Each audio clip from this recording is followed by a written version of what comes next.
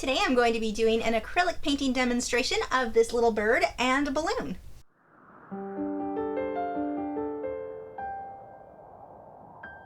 Hi, I'm Lisa, the artist behind Lachri Fine Art. For today's demonstration, I am using Liquitex Basics acrylic paint. I've done a little bit of airbrushing on the balloon. The reference photo for the little bird comes from wildlifereferencephotos.com. If you are supporters over on Patreon, the 1-hour version of this video is available for you guys now, so make sure to head over there and check that out. Now, in the video, I did not record myself painting that damask print because I actually sat there with the canvas in my lap doing all little fine detail with a stencil, and it took forever. Pretty boring to watch, plus it was in my lap and that's just weird to record. So that part I think you guys can figure out how to do on your own. It was so time consuming because I didn't airbrush it like I normally did so that I could keep nice crisp edges. Sometimes when you airbrush it, it gets a little bit fuzzier, which is great if that's the look you want, but in this case I did not. I then took white paint and just lightly brushed over it to give it a more distressed look. Now on to the demonstration. Okay, you can see I've already got my damask print on there. I'm using a sponge brush and I'm just brushing opaque white over it to give it that antique look. For the balloon, I started by painting this out. My initial goal was just to glaze everything, but I did not start off with a smooth enough canvas to really make that work. What was happening was the glaze was catching in the tooth of the canvas, and so it had a rougher look than I wanted. So I went ahead and did a lot of glazing to try to get the look that I wanted, but you will see later on I'm going to go back over that with an airbrush to smooth it all out. So if you are going to do a balloon and you're trying to get that translucent look, start out with a very, very smooth canvas for the glazing. I used a ruler just to get my string semi-straight. I don't need it perfectly straight, but it was a lot easier than trying to do it without. Then I am going to block in this reddish brown color for my little bird, adding a bit of shading on the string. Now I'm coming back and airbrushing.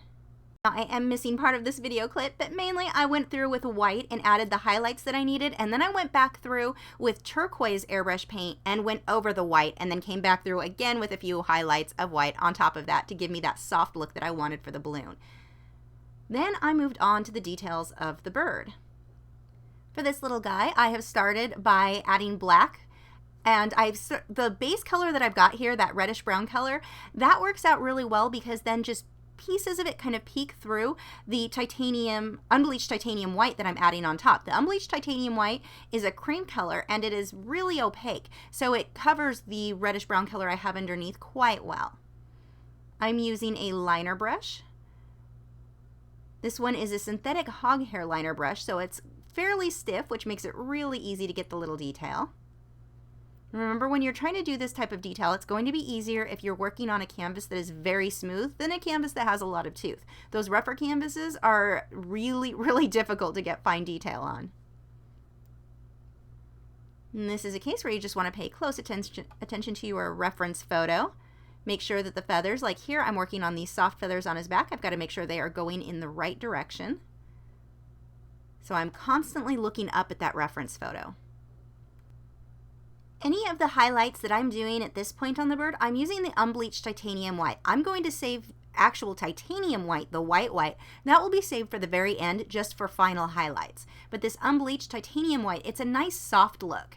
So pretty much everything that I'm doing on the bird at this point is just with unbleached titanium white and Mars black. The reason that I'm going with Mars black versus ivory black, the ivory black is going to be too translucent, so I'm not going to get the coverage that I want. The Mars black is very opaque.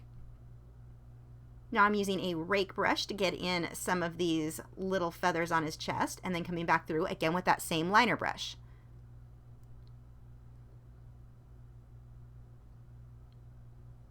Remember, don't just put random lines all over the place. Pay attention to your reference photo and look at what direction those lines need to go in.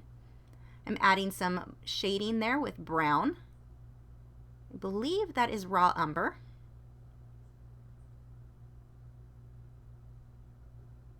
Now I'm using actual titanium white to pull in some highlights on those feathers. Just adding some final details. This is a really, really quick project aside from the damask print. So if you're looking for something quick to do, this little bird and balloon is a great thing to choose. It's building up more of the texture around his face. Again, still working with the titanium white. And that is it. I hope you guys enjoyed this painting. If you have any questions, let me know in the comments below.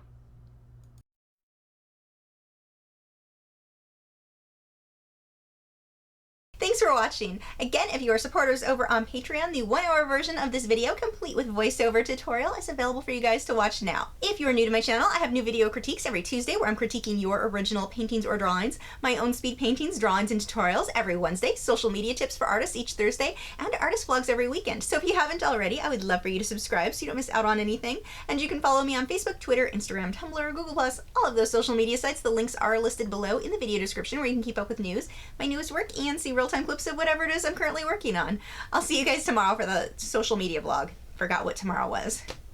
I had to buy balloons to use for the reference for that balloon because I had no idea if the damask print should distort behind the balloon when it's transparent. Turns out it really doesn't distort much at all, which made my job way easier. And now I have a balloon to play with.